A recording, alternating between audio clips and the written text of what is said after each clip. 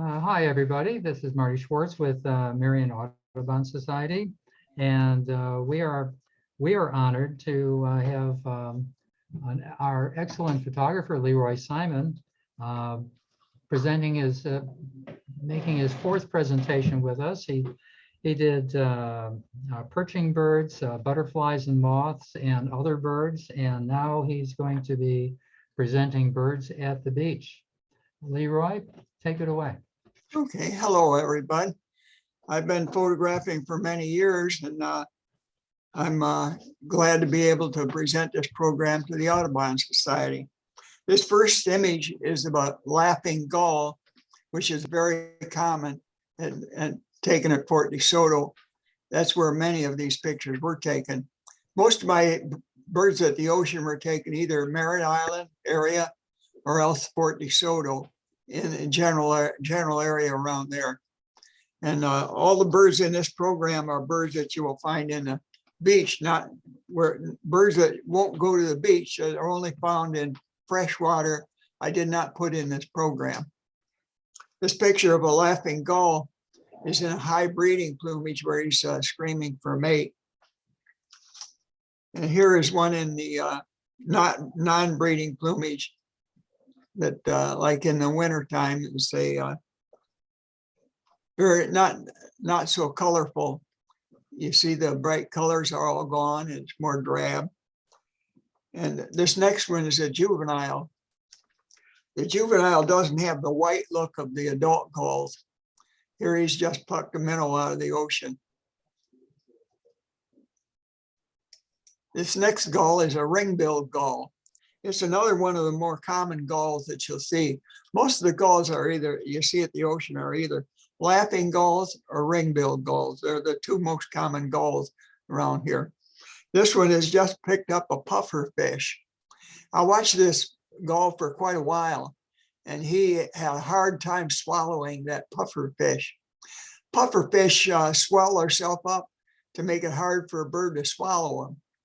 And it's a mouthful, but he eventually got it down. This is a juvenile of the ring-billed gull. The juvenile has a black tip and a pink bill, but the others just have a ring around their bill. That's how they get their name, ring-billed gull.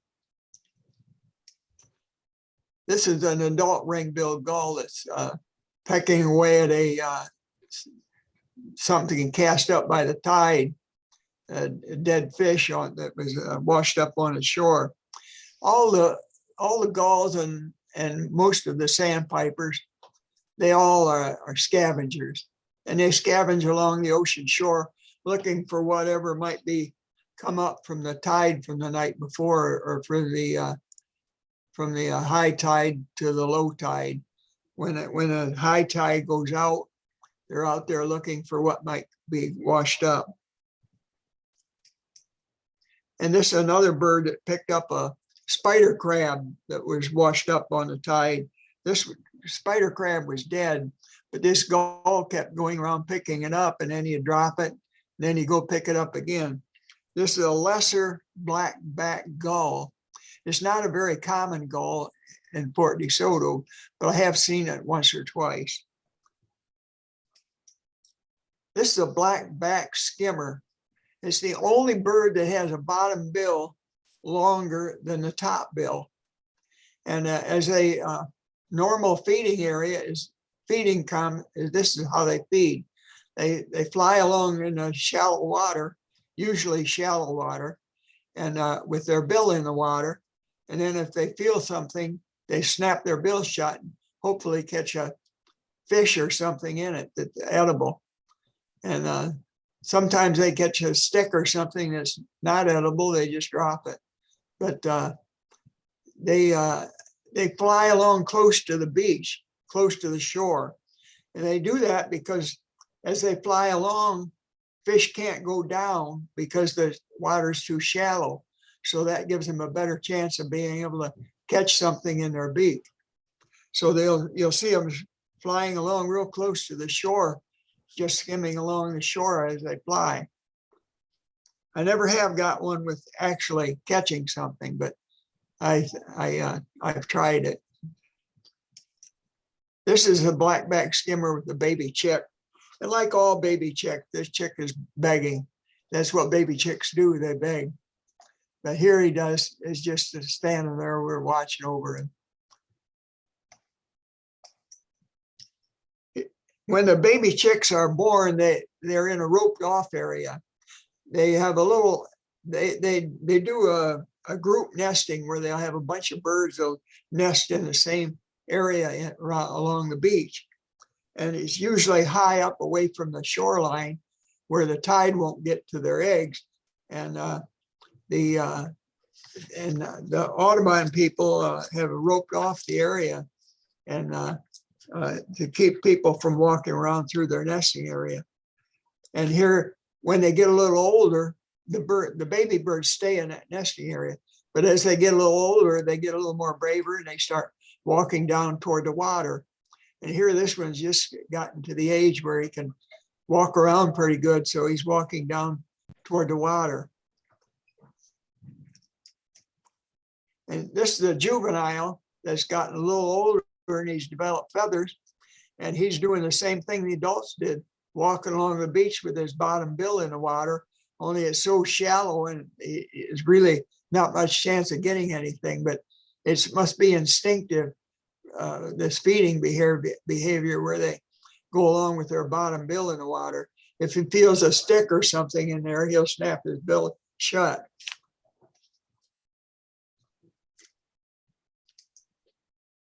This is a pair of least terns in a courtship stance.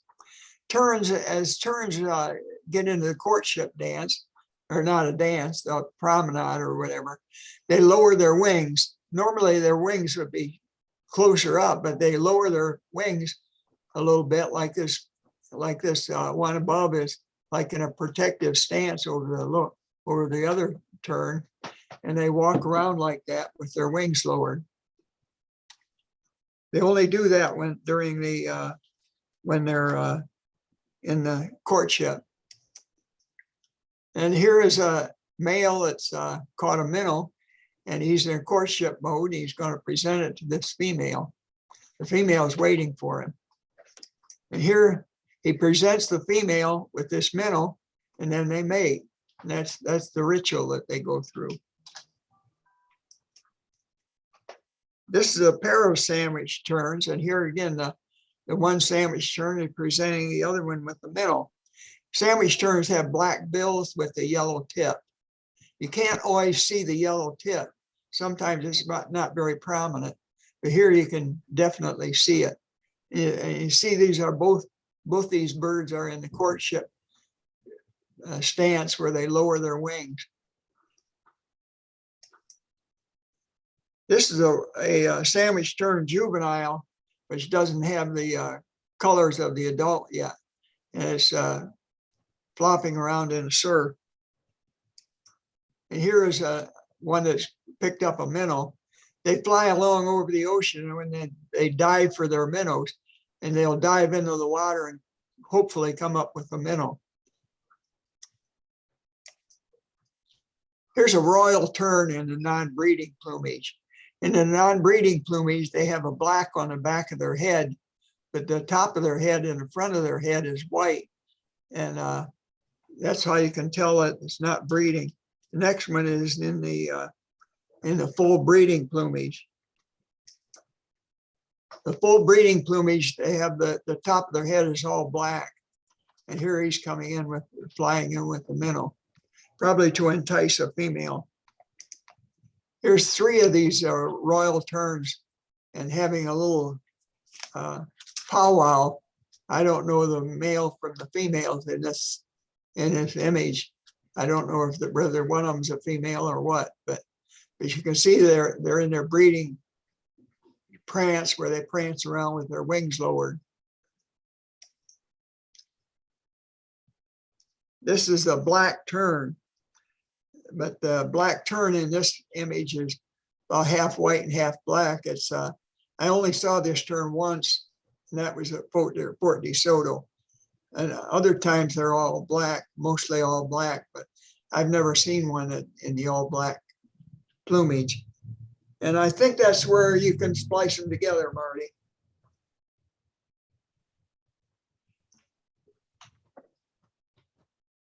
Would you like to keep going?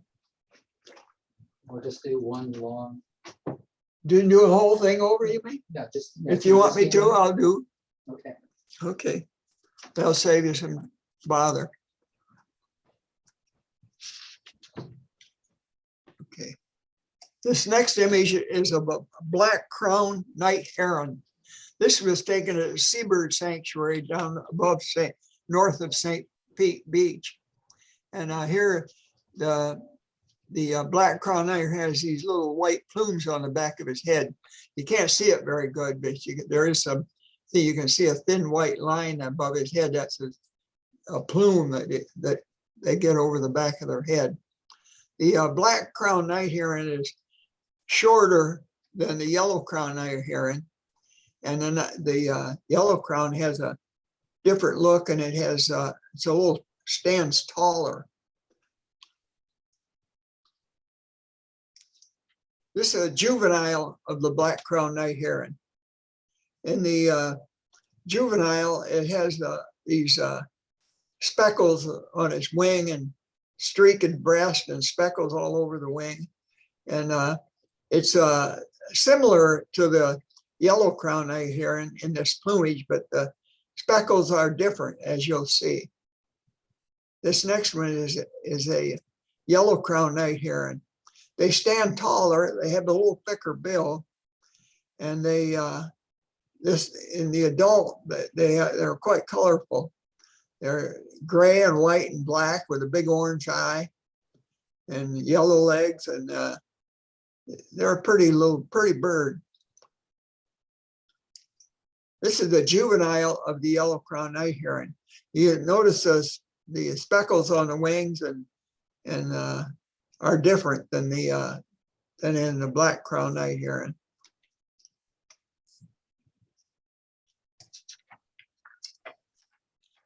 This is a snowy egret in the high breeding plumage. This is about birds at the beach, and you won't see a bird looking like this at the beach because this is high breeding plumage. In the high breeding plumage, the females get what they call these, or the males too, I guess, get what they call these nuptial plumes, where they have these real fancy feathers on their head and the back on their back that they don't have these kind of feathers except during the high breeding plumage. And you only see them like this at rookeries. And here in the rookeries, you see they have pink or reddish feet and lores around their eyes. In most of the wading birds, those lores around the eyes and the leg color and the bill color a lot of times change. And here you can see the difference in the yellow crown and the snowy egret. The next picture will be the normal look to them. This is an adult in the normal look. You'll see them like this at the beach. They have black legs and yellow gold feet and gold around the eye, but they don't have any of that reddish look and none of them big plumes. The next one is a juvenile. This is a juvenile of the snowy egret. The snowy egret juvenile has two-tone legs, and as they get older, their legs will get all black, but the feet will stay that bright golden yellow gold color. This is a great egret, which has just picked up a fish out of the Gulf and is flying off with it. It's one of the larger wading birds that you'll see at the beach. Not the biggest, but there are a few that are bigger. But this one is one of the bigger of the white birds you'll see at the beach. And this is a great egret in high breeding plumage. Again, this is one in a rookery. In a rookery, you'll see it has this nuptial plumes that is fanning out as a display. And you see the bright green around the eye. They call that the lores around the eye. You only see it like that during the high breeding plumage. This is a little blue heron. The little blue heron, this is in the non-breeding plumage. And this particular picture, you can see that this heron looked very, very intense as it's peering into the water, trying to see what it might be able to pluck out of the ocean to eat. And this is a juvenile of the little blue heron. And the juvenile has a two-tone bill, has a greenish, yellow greenish legs, and other than that, it's all white. And as they get older, they get splotchy looking, where they get half kind of a bluish gray and half white. And they get more and more white as they get, or more and more bluish gray as they get older, until as an adult, they lose all them white feathers. This is a tri-colored heron. This is a non-breeding plumage, and it was has this habit of opening its wings and walking around to shade the water, and maybe make it easier to see fish down below, or maybe to make some shade, and the minnows will swim under to get in the shade, and then it'll stab them. But this is one of the things that reddish egrets do all the time. And sometimes you'll see these tricolored herons behaving this way, where they walk around with their wings open, looking for something to eat. This is a tricolored heron in the high breeding plumage. In the high breeding plumage, you see the lores around the eye, and the bill is kind of a two-tone with a lot of bright blue on it. And all the colors just seem more intense and more bright and showy in the breeding plumage. This next image of the tricolored heron is a juvenile. In the juveniles are kind of rusty looking, kind of a rusty red looking for the most part.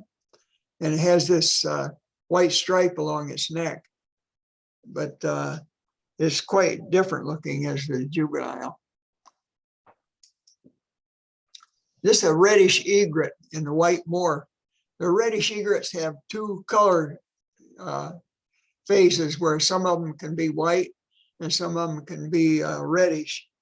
And this was one in the white phase, where they get a two-tone bill in the breeding plumage.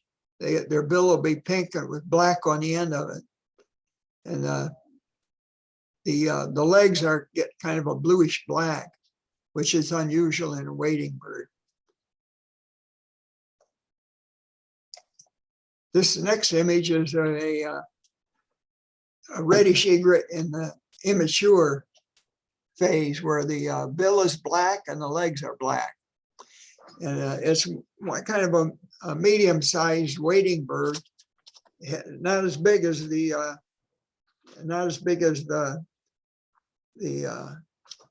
great egret or the blue heron, but it's a pretty good sized bird. And they walk around with their wings open and looking for something to eat. And they walk around in water with their wings open or half open, and they kind of go around like a drunken sailor and looking for minnows. It's the only bird that I know of that has the black bill and the black legs of the wading birds.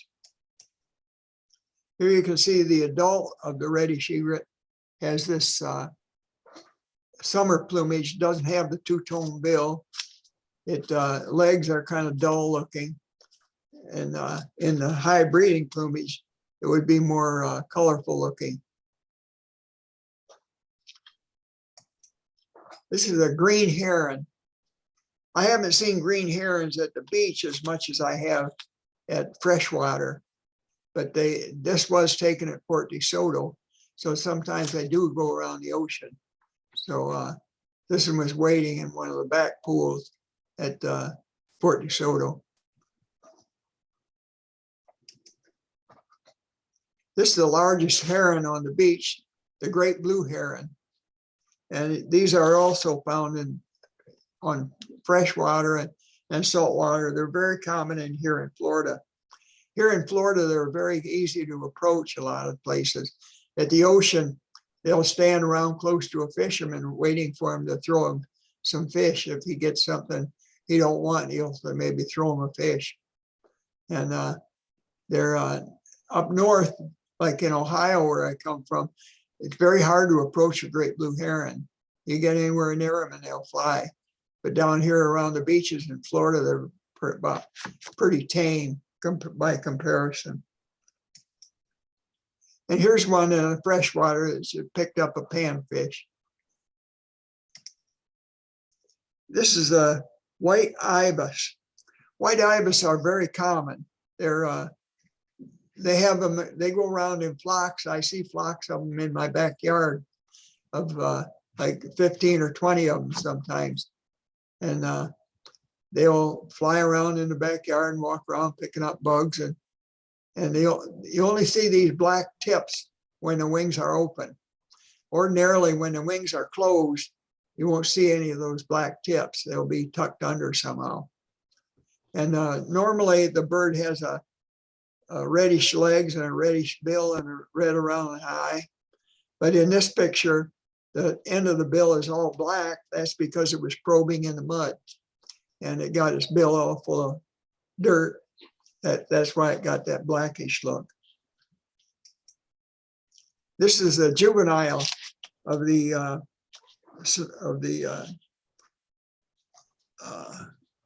white ibis juvenile. In the juvenile, they're brown. As they get older, they get more and more white. And here he's got a little white and a little brown. As you see some that are older, they'll be mostly white with a little bit of brown. Here he's more brown than he is white, but they get more and more white as they get older until they're all white.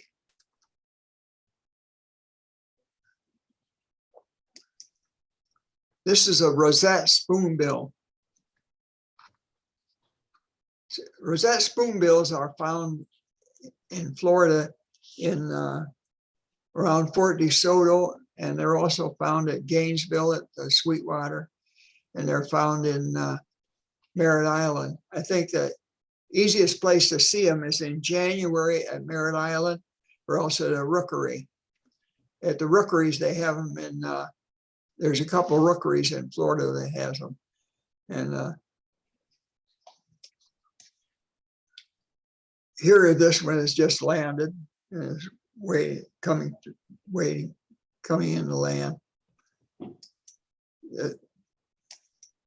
This is a spoonbill in flight. And this is a spoonbill that is preening. As the spoonbills get older, they get a bald head. The juvenile spoonbills are more pink with no red on them. The juveniles would have feathers on the back of their head, not long feathers, just little fuzzy feathers all over their head. But as they get older, they get a bald head. And they're one of the more sought after birds because they're so colorful. This was taken near my house at quite a small lake near my house. One season, this lake went dry. It went dry, I'm not sure why. Only 1 year I've been here, living here in my house for about 32 years. So, or 26 years, something like that. Anyhow, it always had water in it, except for one summer it went completely dry. And there weeds were there. That summer there were weeds growing in the bottom of the lake in the middle. But here, as it went dry, the water kept getting lower and lower, and the fish had less and less oxygen. So all the fish started dying in the lake because of lack of oxygen. So there were dead fish floating around in the water, and here this wood stork picked up a dead fish. Boy, that fish ain't nothing but skin and bones. But this ibis snapped his bill shut and crushed it and swallowed it. Boy, what a meal that was, nothing but skin and bones. But they're scavengers and they'll eat about anything they get in their mouth. Here's another picture of a wood stork. This one is not a full grown one. It has a little fuzzy look on the back of his head. It's not completely bald. And here he's got his wings open, getting ready to pick something up out of the water. There were some dead fish in the water, floating on the water, but I cloned them out because I don't want pictures of dead fish in my pictures. This is a brown pelican just getting ready to make a dive. As the pelican gets closer to the water, it'll put its head more forward and tuck its wings back as far as it can and go in like a torpedo. And here he's just starting his dive. This brown pelican is getting ready to take off after sitting in the water for a while. They're kind of a colorful bird when they get older. It's the brown and white and dark brown, and the wings in that are all the same, but their head is very colorful. This is an osprey with a fish. This one wasn't taken at the ocean, but I have seen him at the ocean catching fish.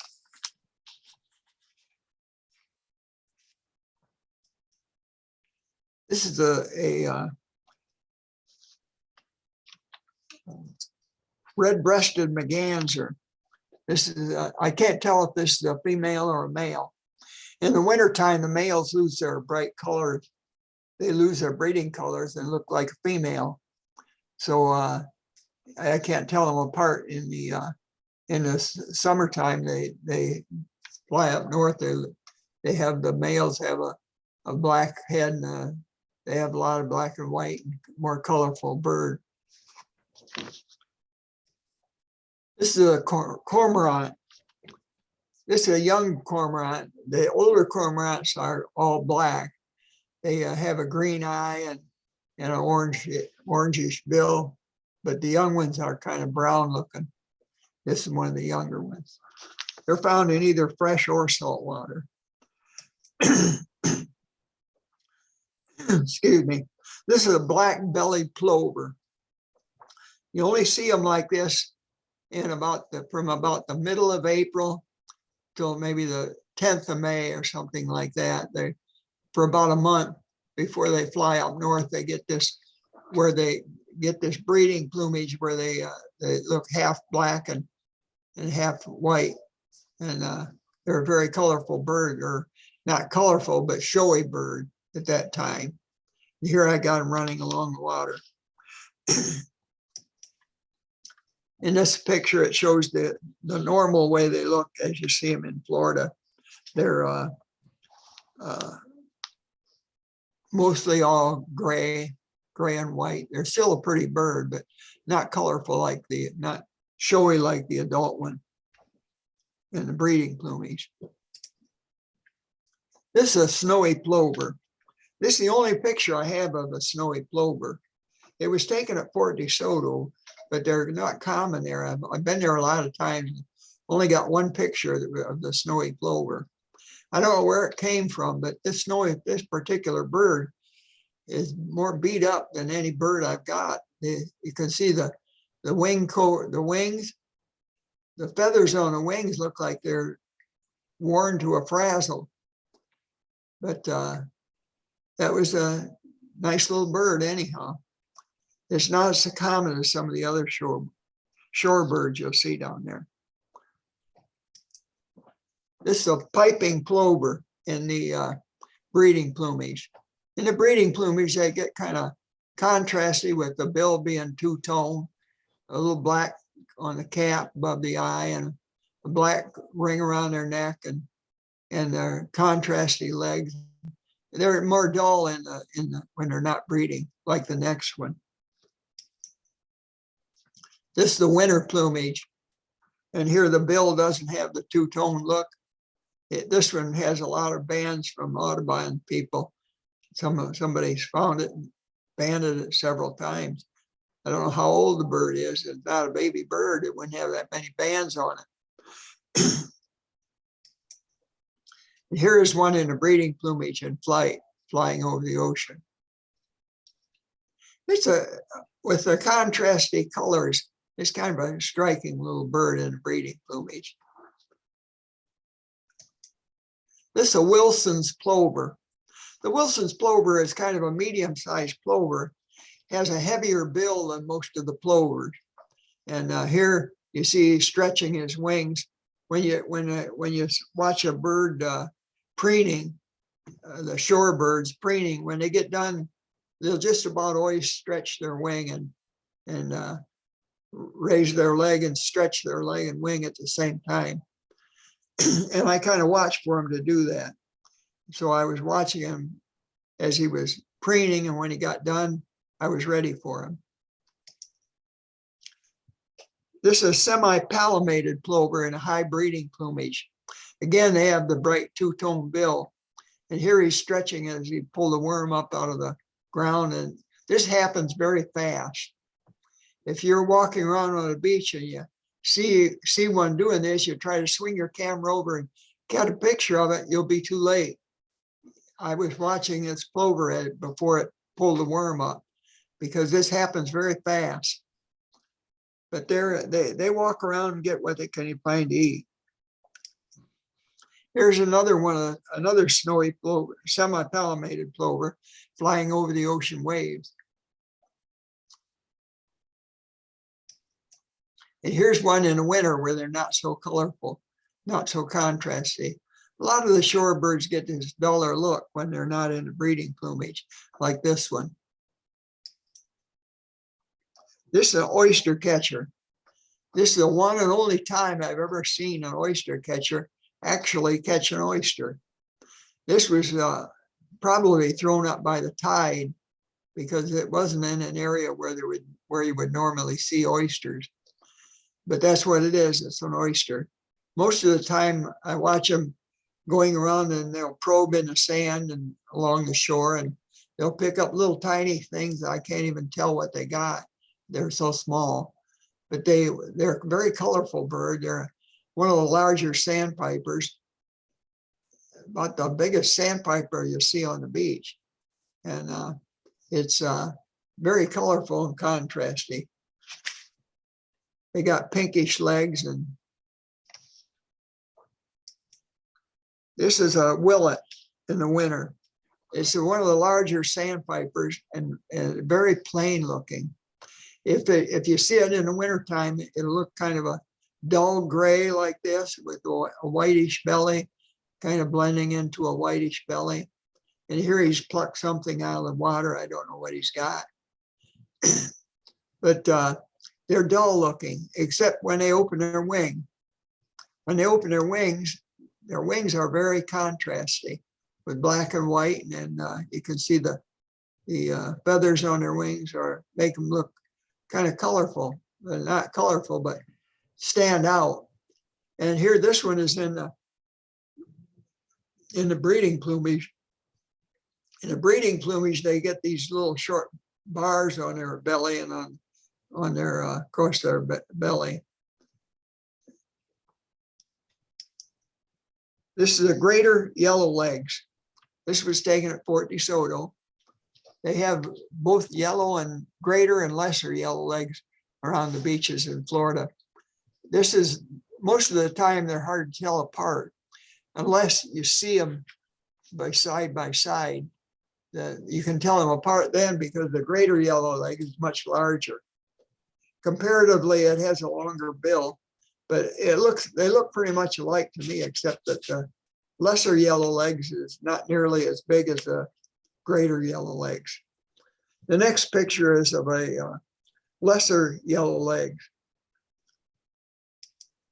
This lesser yellow legs has just coughed up a pellet. As shorebirds go around eating things, they pick up tiny shells and organisms, and some of their food is not digestible. Well, just like owls cast up pellets all the time, and they're kind of known for it. But shorebirds do the same thing, but you don't hardly ever see them do it. Here, this bird has cast up a pellet of undigestible food that it picked up, that I don't know what it was, shells or whatever, that when it cast off this pellet, then it went on feeding.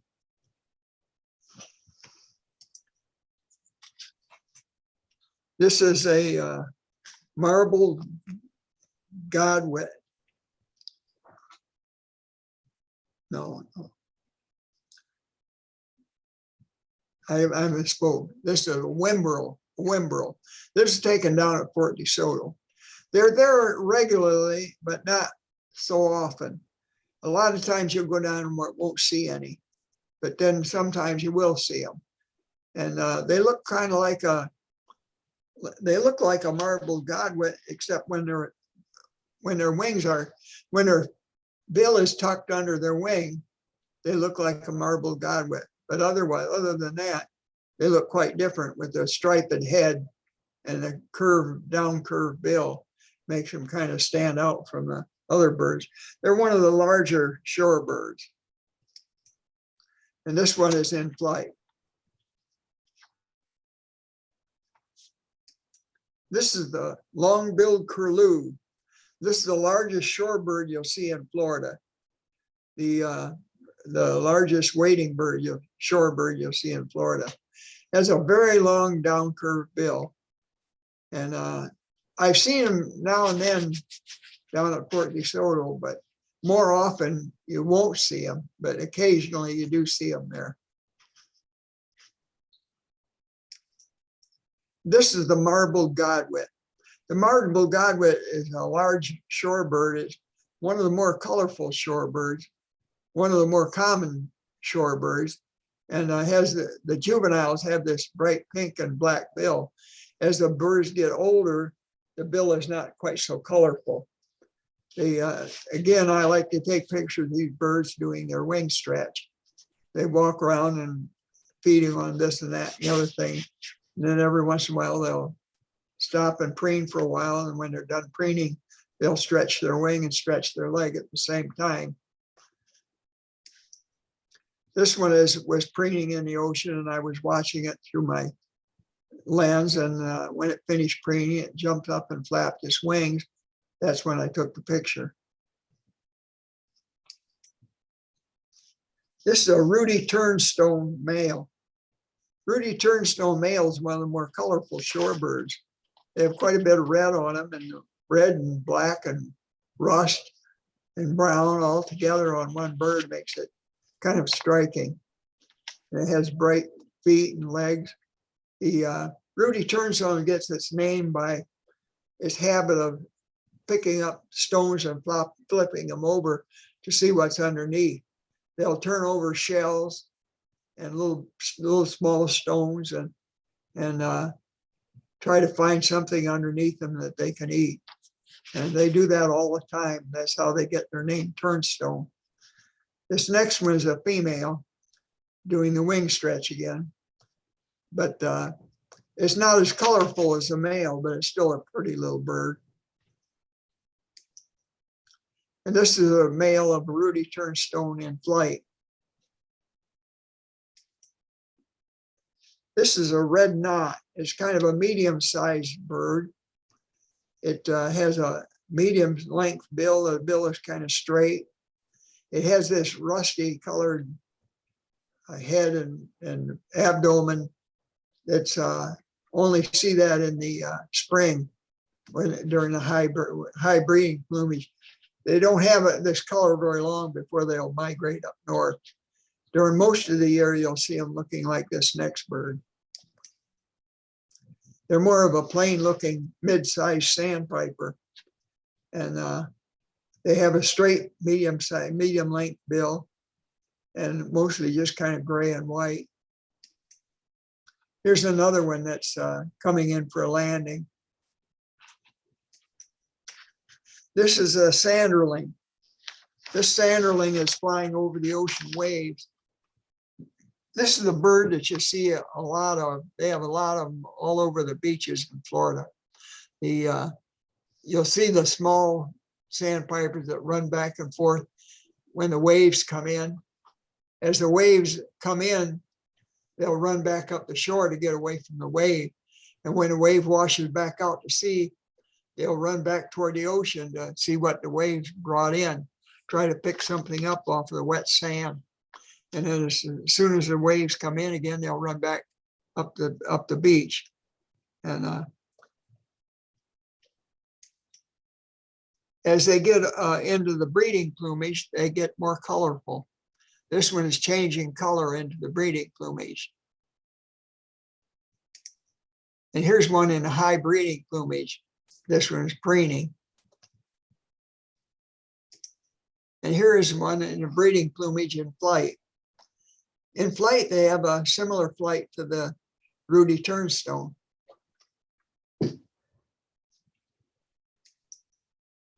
This is a Dunlin in high breeding plumage. You see these in the spring during the April and May. It's the only time you'll see them with this black on their belly. The rest of the year, they're more of a plain looking bird. But here they get a brighter colors in the high breeding plumage. They have a medium length bill that's slightly down curved. And they're more of a gray and white bird most of the year. A medium-sized sandpiper with a slightly down curved bill that's a medium length bill. And they have white bellies and a non-breeding.